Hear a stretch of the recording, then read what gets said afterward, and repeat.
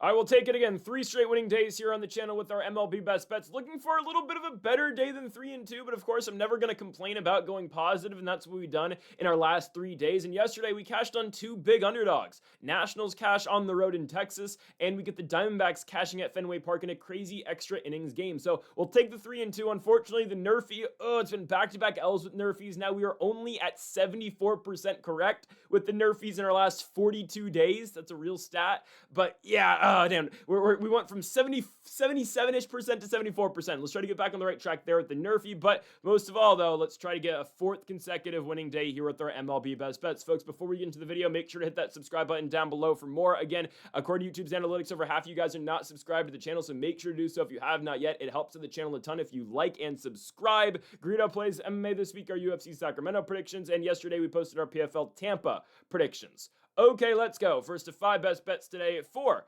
August 20th in Major League Baseball. We kick things off first with our NRFI. We're not playing around. We're getting straight to the NRFI early today.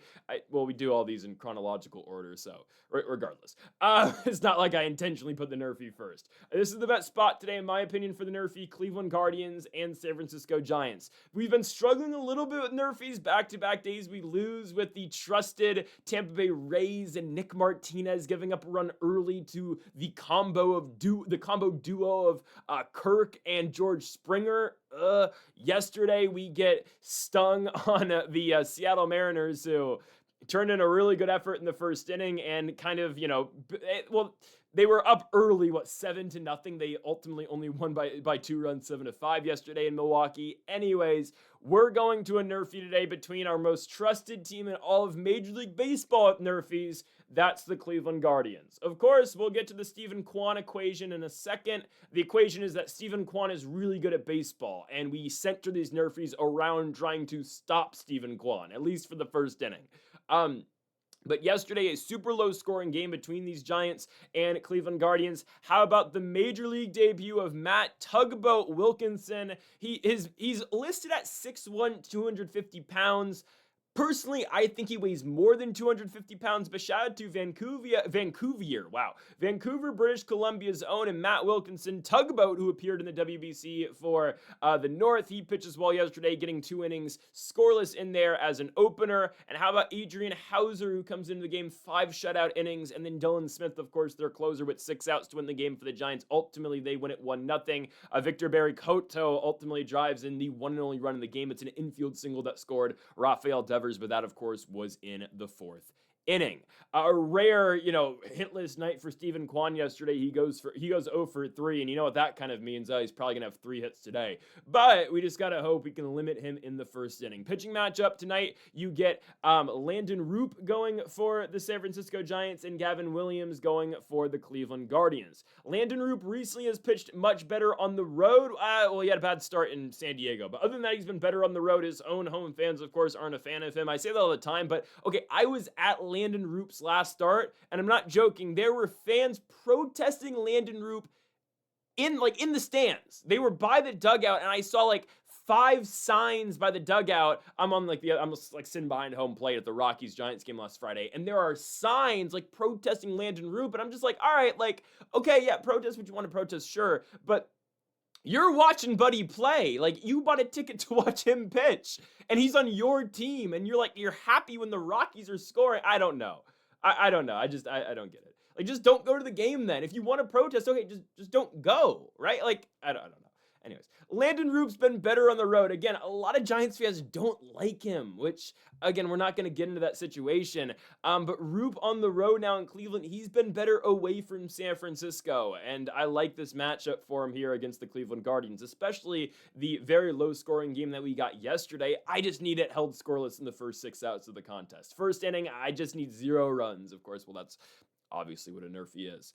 The matchups we get from Landon Rupp, likely the same matchups that the Guardians put out there yesterday, at least the same order the Guardians put out there against both Tugboat, Wilkinson, and Hauser. Of course, Tugboat opened the game as a southpaw. Well, he's still a southpaw, but Adrian Hauser came into the game after as a righty. Guardians put out basically their lefty-heavy lineup, and ultimately you can see that with Nathaniel Lowe batting in the 3 spot and Joe Adell out of the lineup, right? Nathaniel Lowe is their lefty, Joe Adell is their righty, who hits pretty well, again, in spot. spots. It's not necessarily a platoon, but it kind of feels like it at the same time. Regardless, they're able to manage the lineup a little bit because, yesterday Lowe plays first, so Ramirez is able to DH, and they played Janao yesterday as well. Angel Henao, excuse me, I believe that's how I pronounced that name. But same lineup likely for the Guardians today. That's going to be Stephen Kwan in the leadoff spot, J. Ram in the 2, and Nathaniel Lowe in the 3, Angel Martinez in the 4. Travis Bazzana batted 5th yesterday.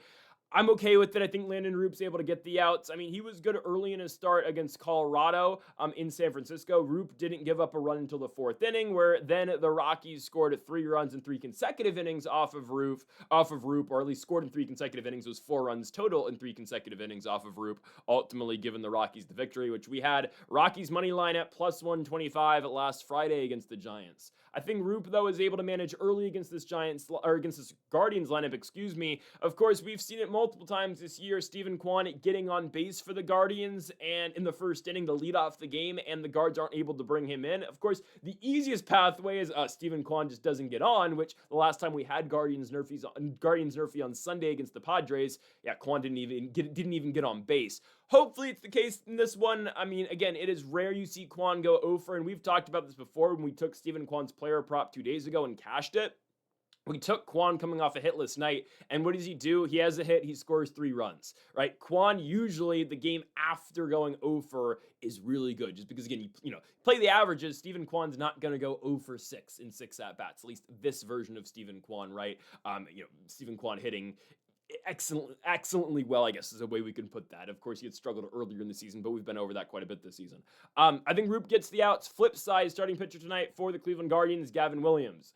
Their best guy, they have a lot of good pitchers in this rotation. Foster Griffin's been really good as a Guardian. Had a bad first start with Cleveland. He's bounced back in his next 2. Parker Messick's been phenomenal this year. Joey Cantillo's going to have his nights. Tanner Bybee, Gavin Williams, in my opinion, is their best pitcher. Parker Messick's really good, and Foster Griffin, of course, all-star this year alongside Messick, just in the different league, of course, National League, American League, with Griffin being a former National. But Gavin Williams has been very good this season. Strikeout numbers are always high for Williams. This is a guy who struck out 10-plus batters in 5 consecutive starts for the Guardians. However, in back-to-back games, for Williams, 7 Ks against the White Sox in Chicago, and only 5 Ks in a pretty bad start, for being fair, against the Padres. I think Gavin Williams bounces back here. Again, that start against San Diego on Friday was not good. Williams only goes 4 1/3 innings, gives up 7 hits and 5 runs and 2 homers, with on top of that 4 walks against that Padres lineup, who just didn't want to show up yesterday for us, but that's fine.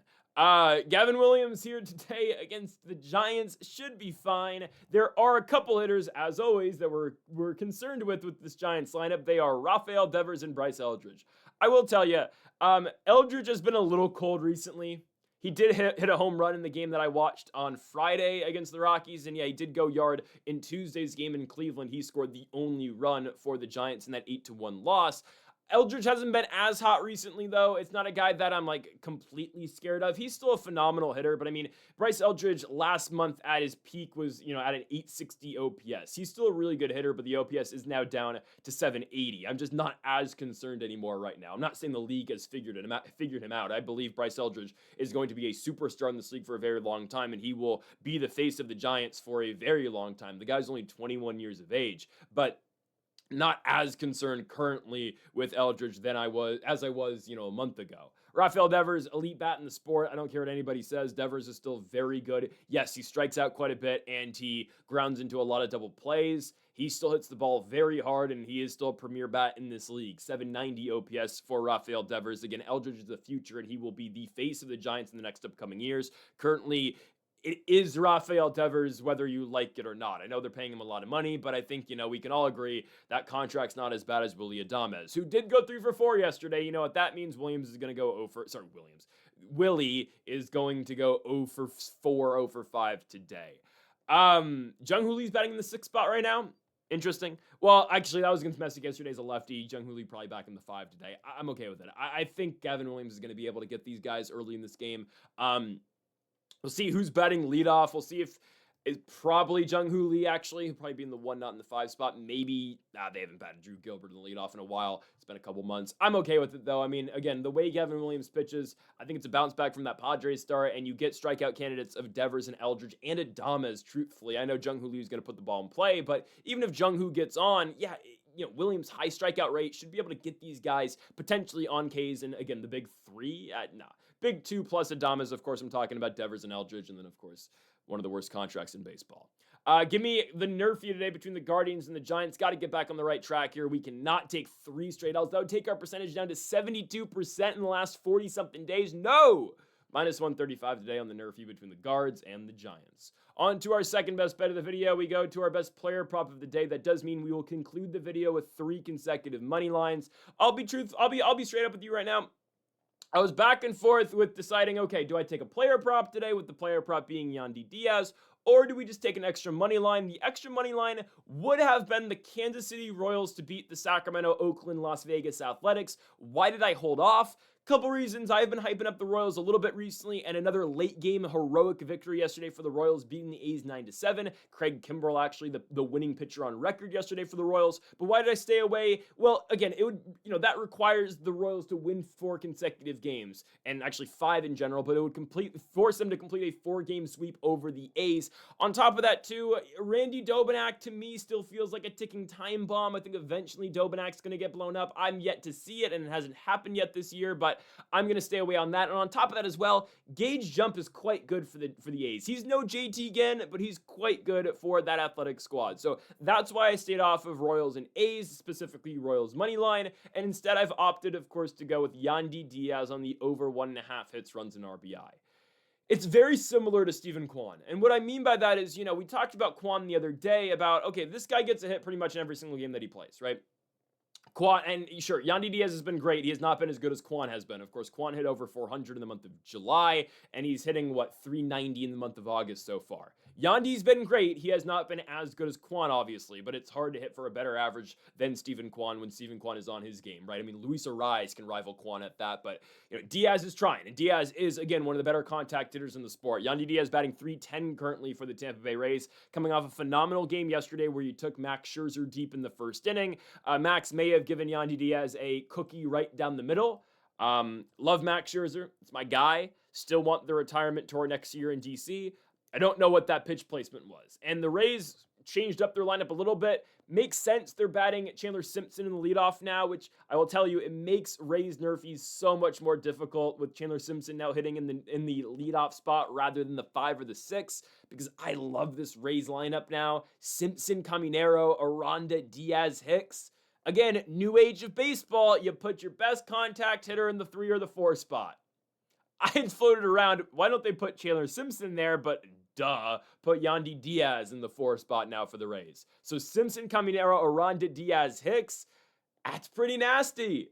I don't know, that small change, man, I don't know. We'll see. Rays Yankees in the playoffs is going to be great. It's going to be a 5-game series, which is absurd. Yeah, the Red Sox could get in there, but it's probably going to be the Yankees.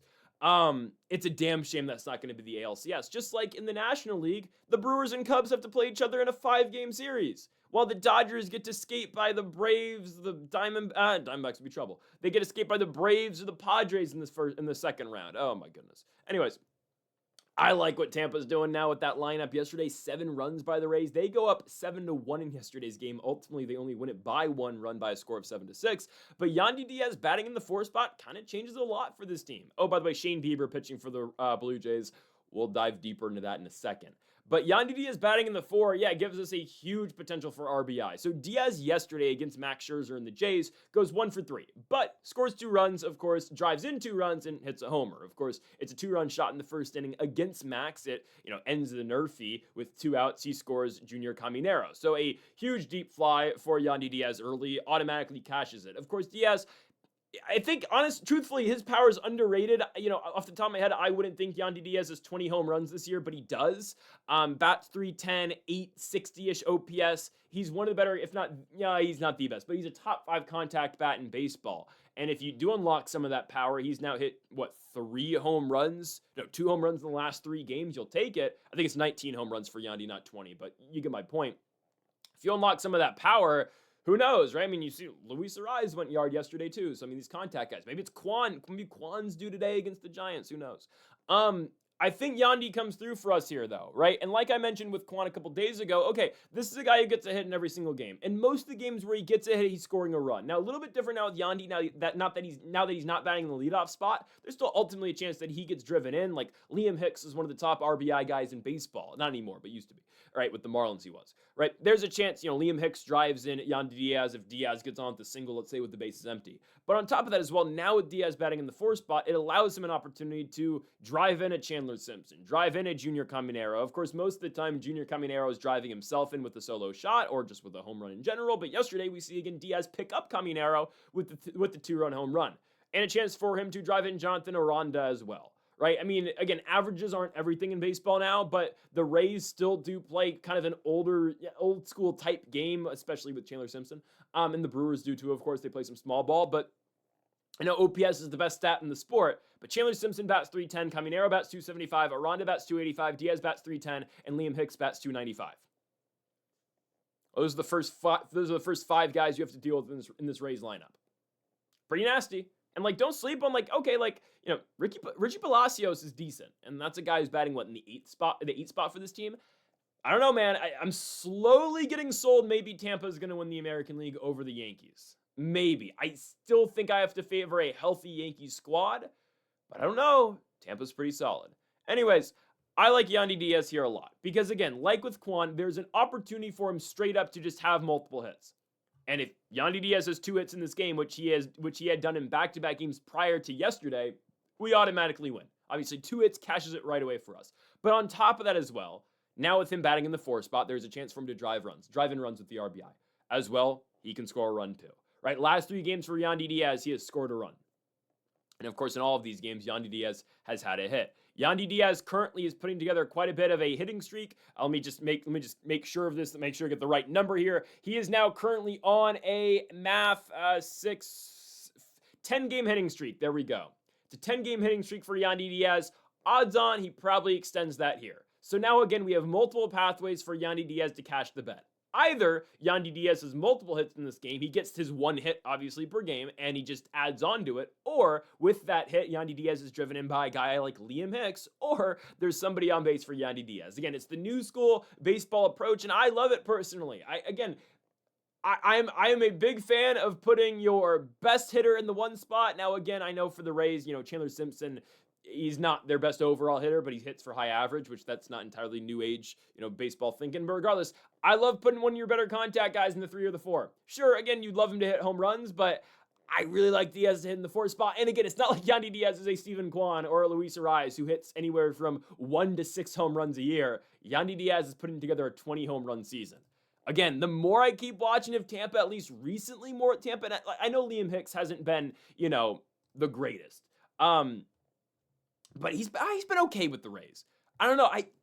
I'm starting to get sold this team might be the Yankees. And oh, by the way, how can I forget? Shane Bieber starting for the Blue Jays. Trust me, I won't take too much time on this. Shane Bieber starting tonight for the Jays.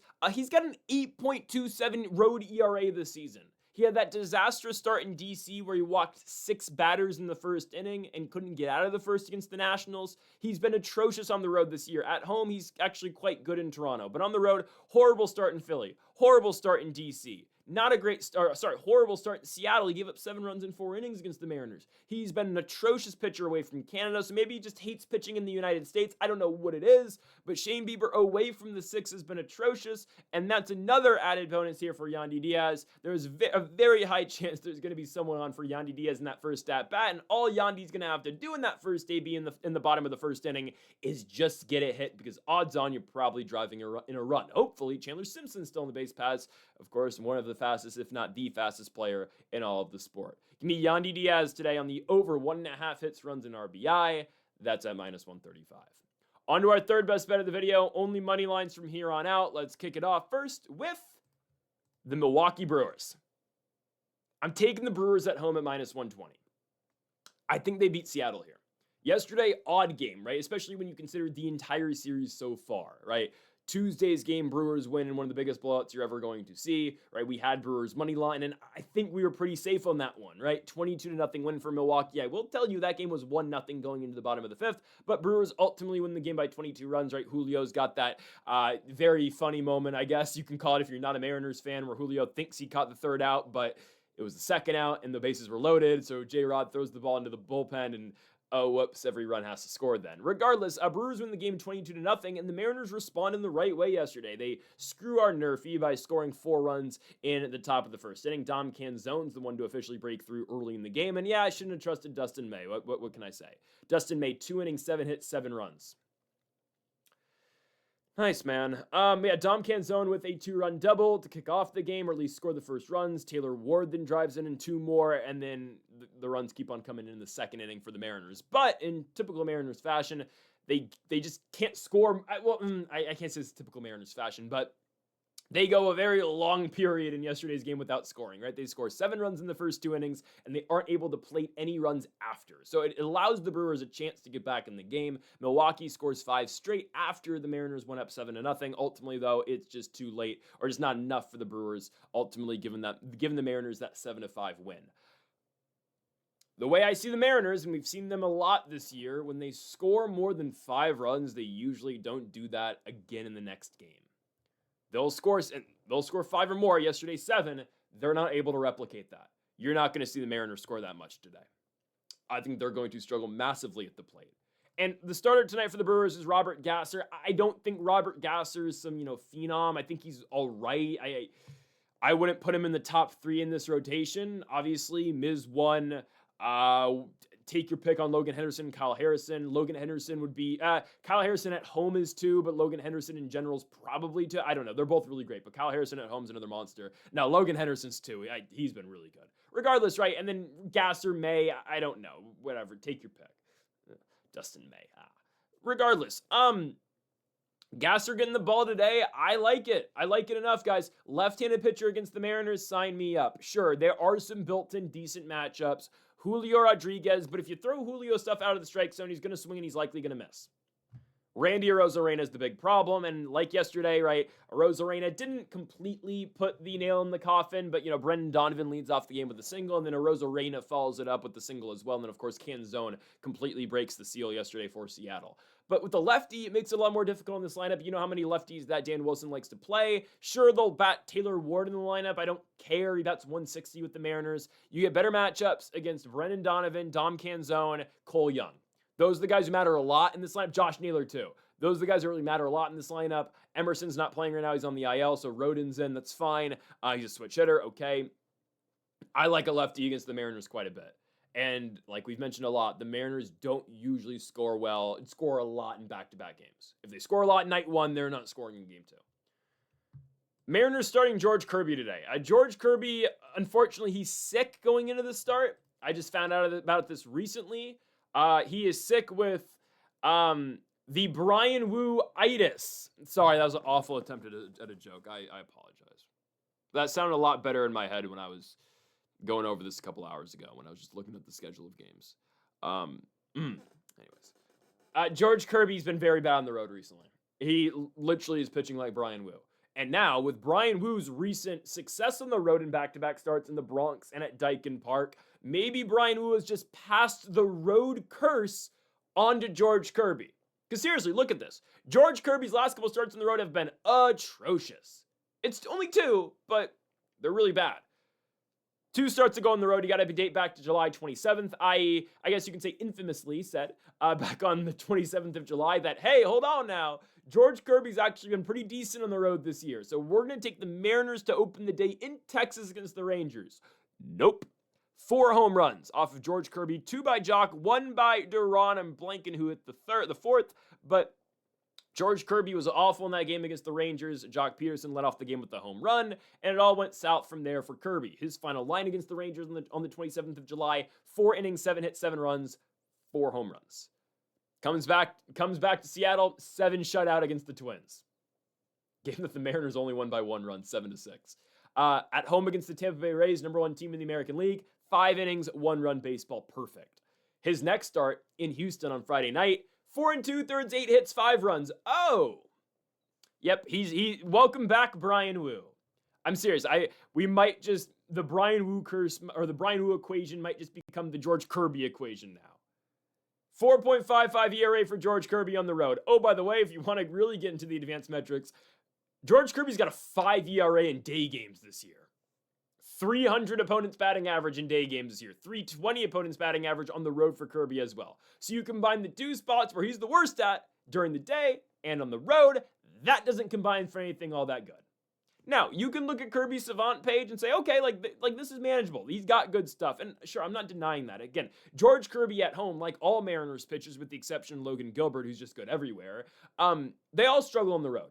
But the thing is, they've all got good stuff. For the most part, they've all got good stuff. Kirby Savant page, for the most part, decent. I know the expected batting average isn't great. The whiff rate's not the best. K rates hasn't been great this season, but he doesn't really walk batters. Chase rate's good. Fastball velo is good. So you're thinking, okay, yeah, like the Mariners should have an advantage with the pitching matchup, or the starting pitching matchup. But of course, you take into account, well, Mariners on the road, but still, like George Kirby's the better guy between him and Robert Gasser. Is he? Which this kind of shocked me. I didn't think Gasser's page was going to look this good. Doesn't walk anybody. Exit velo's down against him. Hard hit rate not good against him. The barrel rate's just Gasser's been pretty solid. Again, you compare these two pages, Robert Gasser actually has a slightly better Savant page, which, again, did shock me. And you take into account, right, the Mariners don't hit left-handed pitching all that well. I like Milwaukee here. And, of course, Kirby on the road and Kirby in a day game. Yeah, give me the Brewers. Let's not forget Milwaukee is 29 games over 500 and 19 games over 500 at home, compared to the Mariners, who are still 7 under on the season. Of course, the Mariners are still not out of it in terms of the postseason because the American League is kind of a joke, but respect to the Minnesota Twins. 3 consecutive wins for Minnesota, as they are now 2 games under 500, but currently in a playoff spot. Respect. If the Washington Nationals were in the American League, we'd be a game out of the playoffs. 2 games out of the playoffs. 6 games under, we get to 2 games out. Because the Mariners are 7 games under, and they're 2.5 games out of the playoffs. Man, I've been acting like our season's been over for 3 weeks, which it has been. If we were in the American League, all you have to do is win 2 games in a row like the Twins, and now you're back in the playoffs. What a joke the American League is this season. I still think it's probably going to be Toronto or Detroit. By the way, Detroit's playing. It's going to be Toronto, I think. But it might be Detroit. Detroit, because again, all you have to do is win 3 games in a row. You sweep a series, you're back in the wild card spot. So respect to the Twins. They have it for now. We shall see how this continues to go. The Twins, though, are playing some pretty good baseball. They played very well against the Atlanta Braves. They swept the Braves at home. Now if they go to San Diego and start, playing well against the Padres, if they take 2 of 3 in San Diego, watch out. They go to West Sac after. There's a spot for my guy Josh Bell and the Minnesota Twins, man. Anyways, Mariners here in this spot, I just don't think they hit all that well. I think the Brewers take him. I think the Brewers get him. Going back to my point real quickly about the Mariners in the playoff spot before I got sidetracked, of course, by the Minnesota Twins. Mariners 2.5 games out. They're still definitely in the thick of things here. They are 7 games under 500, but they're 2.5 out of a wild card, and they're still 4 games out of potentially hosting a home playoff series as the potential winners of the American League West. So take that as you will. This Brewers lineup, though, again, there have been multiple times this year where I've said, we watched the Brewers and they suck, which that's been the case. Now, I'm not going to say it's all good now, but the Brewers have cashed for us now in back-to-back games. Against the Dodgers, the Jacob Mizorowski, and then, of course, 2 days ago when they won 22-0 against the Mariners. It's still not all good because they have screwed us at times, do not get me wrong, but I'm starting to get more and more trust in this team. I still ultimately, I've said it so many times, do I want them to beat the Dodgers? Absolutely. Do I think they do it still? No. The Brewers and Cubs right now look like the 2 best teams in the National League. Do I still think either of them beat the Dodgers in a 7-game series? No. Hope both of them do it. I don't care who gets out of it. Brewers, Cubs, I'll be cheering for the winner of whoever gets out of that thing. I still don't think the Dodgers are losing. I don't think they are. Again, Kyle Tucker's the worst player in the world, and he just had 3 hits yesterday. Or 2 hits yesterday, and 2 hits the night before and a homer. Worst player in baseball, worst contract in baseball? Really? Really? Okay. I like Milwaukee here. Give me Brewers money line at home at -120. Feels like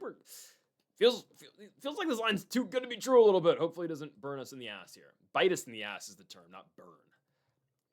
Brewers money line -120. Going to our 4th best bet of the video, of course, another money line play. Same odds, but now we're taking the road team.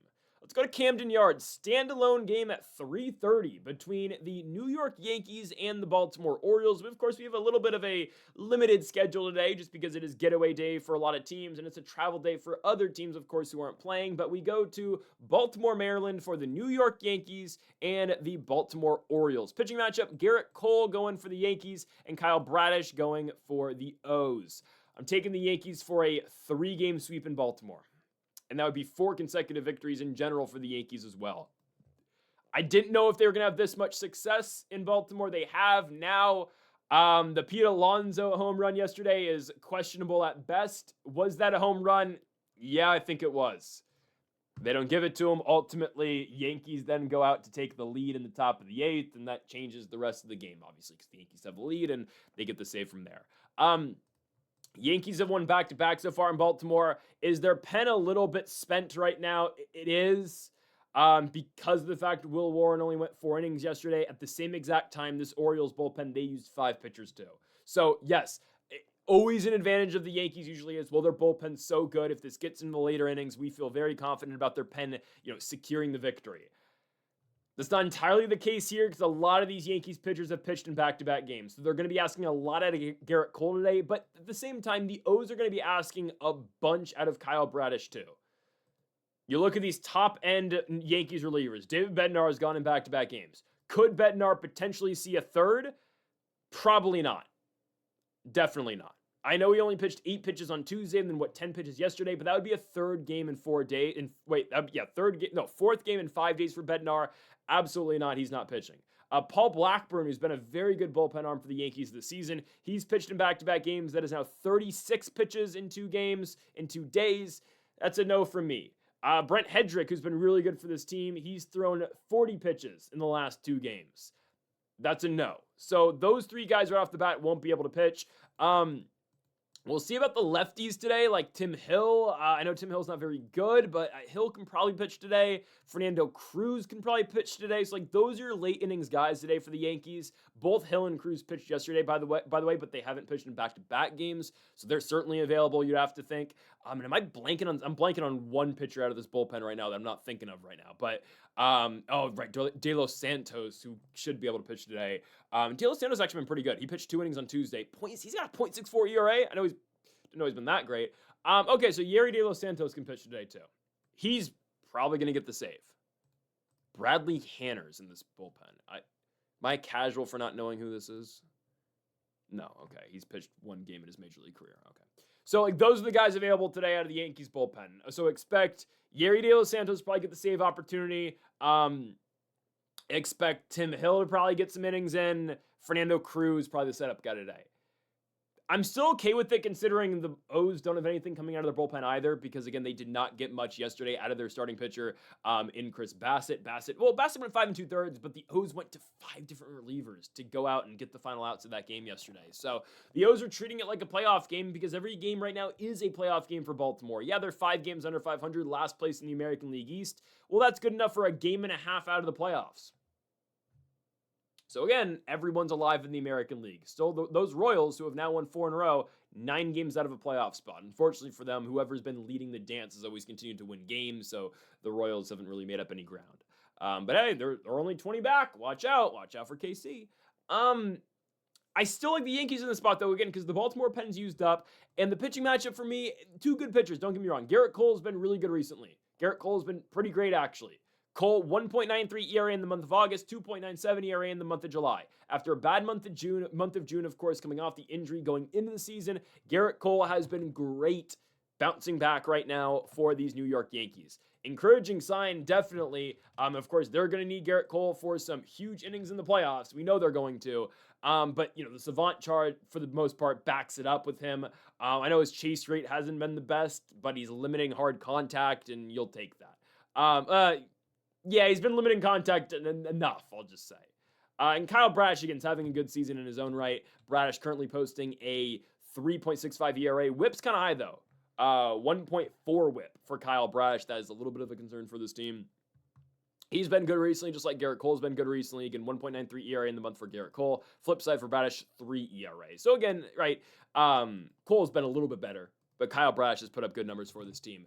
Both lineups are very often on, what can I say? There are some nights where you watch the Yankees and okay, they mash the hell out of the baseball. There are other nights where they can't get a single run across. I think they do enough on Bradish today. They've hit Bradish pretty well this season. Well, they hit him well in one game. They did not hit Bradish well at all when they saw him in Baltimore. But when they saw Bradish in the Bronx, they destroyed him. 5 runs in 4 innings off of Bradish in New York.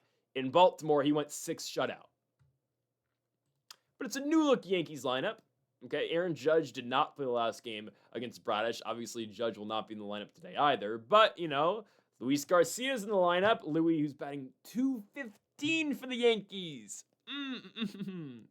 Spencer Jones wasn't up then. George Lombard wasn't up. Lombard is batting .320 on the year.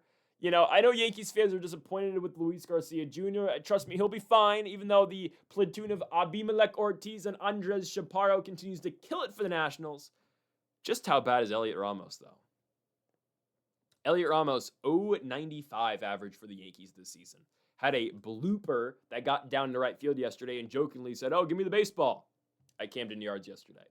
But Yankees win 5-3, ultimately right, a game that kind of gets decided by the miscall. Let's just call it how it is, with the Pete Alonso home run over the foul pole. Yankees, though, still win it 5-3. I think they beat the Orioles today. I think Garrett Cole outpitches Kyle Bradish.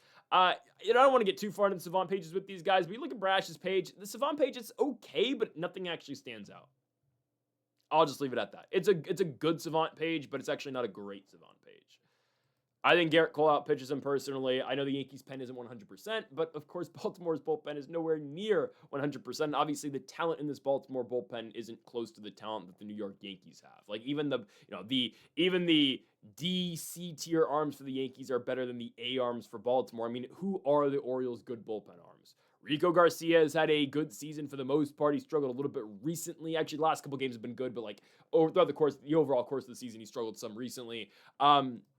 Yainer Cano's gonna have his moments. Andrew Kittredge, I still think is extremely hittable personally. Doesn't throw that hard. Cam Sanders has not been good for this team, or this season he hasn't been good. Alex Hoppe, I don't know. Why did the Orioles take him? I don't know. He was not good in Seattle. I like the Yankees in this game. I do.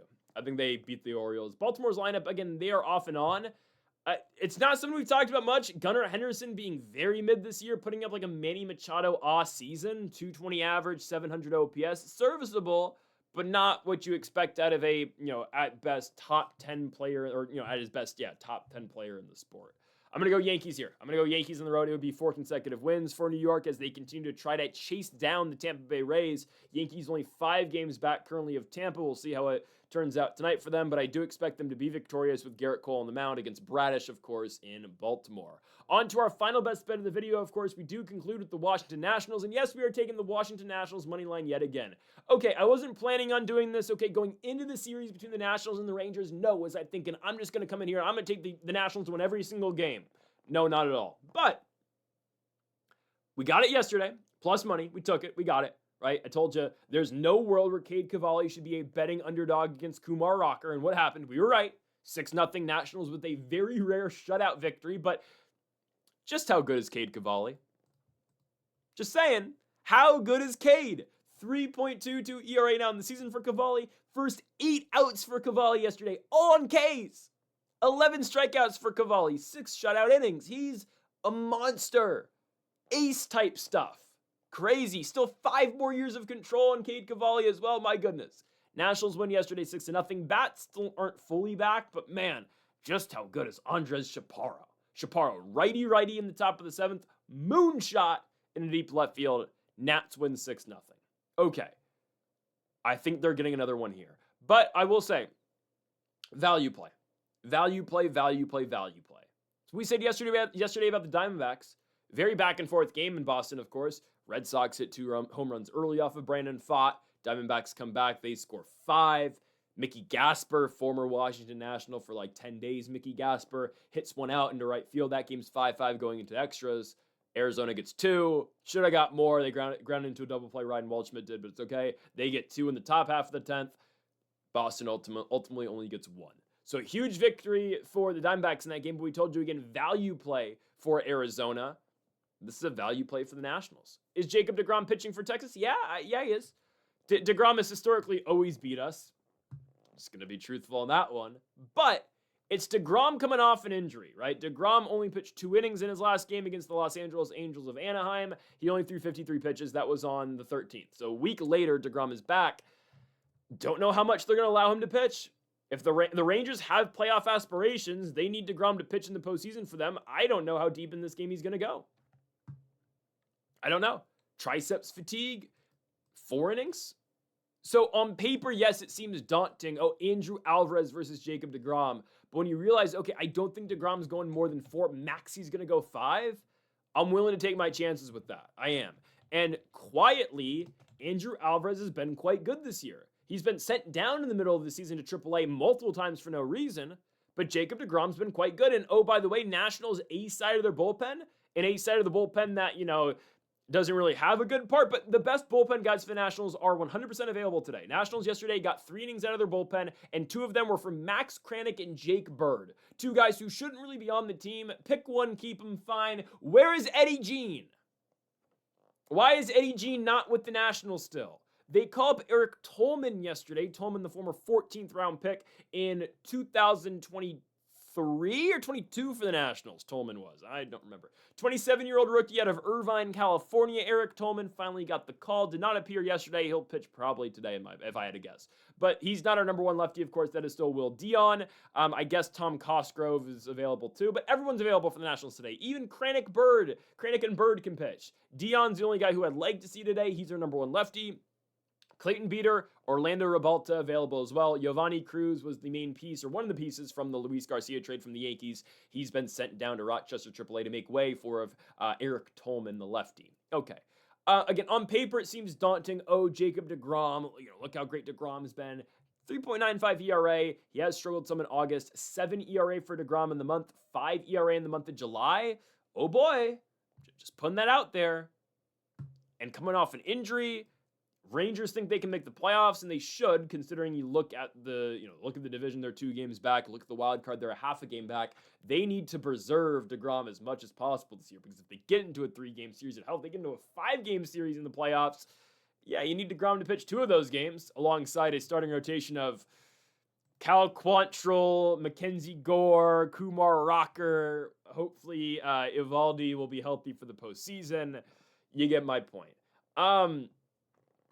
I don't think DeGrom's going to dominate us. I don't think he's going to. I think even in the innings that he pitches, I think the Nationals should be able to score. Again, DeGrom has owned us between him pitching for the Mets and with the Rangers. Last year, the Nationals, we had a huge spot last year. We were trying to win a series at home against the Rangers. We were on like a 3-game winning streak. DeGrom comes into DC and pitches 7 shutout against us last year. DeGrom was a lot better in 2025, I will tell you, than his season so far in 2026. But DeGrom, again, yes, has always gotten the better out of the Nationals. I think today's a little bit different because, again, he's just not going to go deep in the game. And you look at Andrew Alvarez, you look at the numbers he's posted this year, and I understand the Savant page may not be the prettiest with Alvarez. We can talk about that in a second. Andrew Alvarez, though, 3.72 ERA on the year. The reason Savant page, I will say, the reason why it looks so bad is because he walks a lot of guys. And the walks have been a continuous problem for Andrew Alvarez so much this season, like we are already seeing with rookie pitcher Jackson Kent, who's made 2 starts for the Nationals. I kind of think that he's got 2 more starts to kind of prove it. If not, he's going to go back down to AAA. But we've seen that with Jackson Kent, and we've seen it with Andrew Alvarez. The difference between Alvarez and Kent is Alvarez is able to pitch his way out of jams, and he's been able to pitch his way out of jams all year long. He's got a 1.35 whip with a 3.7 ERA. August has been very good to him, though. 2.6 ERA for Alvarez in the month. He's gone 17 in the 3rd innings, only allowing 5 runs across starts against the Phillies, Reds, and New York Metropolitans. Alvarez has been great. He had the longest active streak in baseball without giving up a home run. Ultimately, that was broken by Francisco Lindor with just a mistake pitch that Alvarez threw last Friday. But he has been excellent for the Washington Nationals as one of their best guys right now in their rotation. Ultimately, you can say Andrew Alvarez has probably been our 2nd best starter. He is. Because Jake Irvin's starting games, Jackson Kent, and Brad Lord's the other starter. I'm going to include Andrew Alvarez in the list of pitchers that are playable with the Nationals. I don't know if I'm going to take the Nationals over the weekend against the Marlins. I just don't think there's a good spot. The best spot, I will tell you, is going to be tomorrow. I don't love taking this Nationals team 4 straight days, but if they're going to win one in Miami, it will be tomorrow with Brad Lord opening and Trevor Williams and Will Dion going deep in the game. But Irvin and Kent right now, unfortunately, are just unplayable. You know who is very playable, though, right now? Andrew Alvarez. Andrew Alvarez with an A bullpen behind him. Beater, Rebalta, Dion. We'll see what you got. Eric Tolman, and I guess Tom Cosgrove. Trevor Williams can pitch too if you need him as well.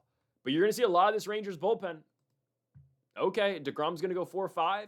And man, yesterday the Rangers scoring 0 runs is everything that I pictured in the series. Now, again, Cade Cavalli is our ace. Cavalli seriously working himself into top 10, top 5 conversations in baseball right now as a starting pitcher. But that's kind of what I imagined of the Rangers. I've watched them a lot this year, and they struggle quite a bit at the plate. And Cavalli completely dusts this lineup again with the 11 strikeouts. Alvarez lefty against this team. Okay, again, we can limit Jock Peterson a little bit, or just we limit him in general because Jock won't be in the lineup. Try to limit Corey Seager a little bit. Try to limit Brandon Nimmo. Okay, I don't mind a lefty going against this team. Again, guys, I liked the matchup on Tuesday with Jackson Kent against the Rangers. Kent just couldn't throw the ball over the strike zone. Now, Alvarez may struggle to throw the ball over the strike zone as well, but he's going to pitch out of those jams. Real quickly, if you just want to look at the Savant charts, I mean, yeah, Alvarez's chart isn't the greatest. There's a lot of blue here, but again, the walk rate's such a big deal with that. He doesn't throw that hard, which is fine. But the reason why the expected ERA is so low is because of the walks. And yeah, you look at DeGrom. Oh my goodness, it's incredible. Yeah, that's just what Jacob DeGrom has done his entire career. I mean, real quickly, if you want to take a peek at like 2019 DeGrom was definitely his best season, right? Or 18 DeGrom was his best year, right? Yeah, it was 18.